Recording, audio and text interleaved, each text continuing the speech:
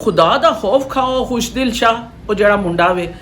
ਫਖਰ ਜ਼ਮਾਨ ਤੇ ਹਸਨ ਅਲੀ ਇਹਨਾਂ ਨੂੰ ਤੇ ਮੈਂ ਇਹ ਜਿਹੜੀ 22 ਅਗਸਤ ਨੂੰ ਪੋਲੀਓ ਦੀ ਮੁਹਿੰਮ ਚੱਲੀ ਸੀ ਨਾ 22 ਤੋਂ 26 ਤੱਕ ਇਹਨਾਂ ਨੂੰ ਚਾਹੀਦਾ ਸੀ ਅਗਰ ਇਹਨਾਂ ਵਰਲਡ ਕਲਾਸ ਖਿਲਾਣਾ ਜੇ ਤੇ ਇਹਨਾਂ ਨੂੰ ਪੋਲੀਓ ਦੇ ਕਤਰੇ ਪਵਾਉਂਦੇ ਕਿ ਤਾਂ ਕਿ ਇਹਨਾਂ ਨੂੰ ਕੋਈ ਅਸਰ ਹੁੰਦਾ ਇਹਨਾਂ ਦਾ ਹਸਨ ਅਲੀ ਤੇ ਫਖਰ ਜ਼ਮਾਨ ਨਾਮਰਾਦਾਂ ਨੂੰ ਵਿੱਚ ਟੀਮ ਵਿੱਚ ਰੱਖਿਆ ਦਾ ਪਾਕਿਸਤਾਨ ਦਾ ਫਾਈਨਲ ਕਿਸ ਕਿਸਮ ਦਾ ਹੋਇਆ ਹੈ ਮੈਂ ਕਹਿੰਦੀ ਆ ਦੇਖ ਕੇ ਦਿਲ ਦੀ ਤਕਲੀਫ ਹੀ ਹੋ ਗਈ ਹੈ कि 22 करोड़ आवाम ਨੂੰ किस तरह बेवकूफ़ बनाते हैं तो पहले तुसी इन्नी स्ट्रगल कर करके असी भी घर के सारे काम छड़ के तो टीवी अगे बह जाने कि टास देखिए कि हक च हुंदी पई है तो वो जिसले देख के तो चलो वो फाइनल होने तो बाद की हुंदा निकम्मे जे हसन अली तो फखर जमान नामरादां नूं विच टीम च रखिया दा इतना वर्ल्ड क्लास हाई मैच हुंदा वे तो इस तरह के निकम्मे मुंडियां नूं काहदे लई रखदे जे अगर उन्होंने परफॉर्मेंस नहीं देनी हुंदी तो कोई दिल का मरीज़ है कोई ब्लड प्रेशर का मरीज़ है कोई डायबिटीज़ का मरीज़ है वो देख देख के तो तकलीफ़ा होर हाइपर हो जांदियां ते रिजल्ट जीरो निकलता वे तो बड़ी दिल नूं तकलीफ हुंदी है इहदे नालों मैच की क्रिकेट टीम ही खत्म कर देन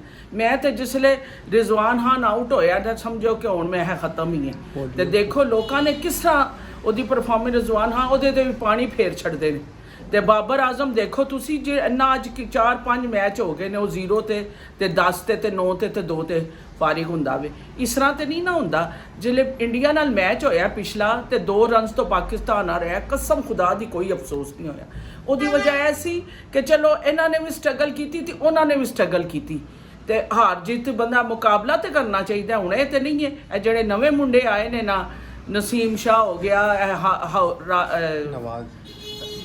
नवाज हारिस रऊफ ए सारे जड़े अच्छे बच्चे ने इन्हां दी परफॉर्मेंस अच्छी है खुदा दा खौफ खाओ खुशदिल शाह ਉਹ ਜਿਹੜਾ ਮੁੰਡਾ ਵੇ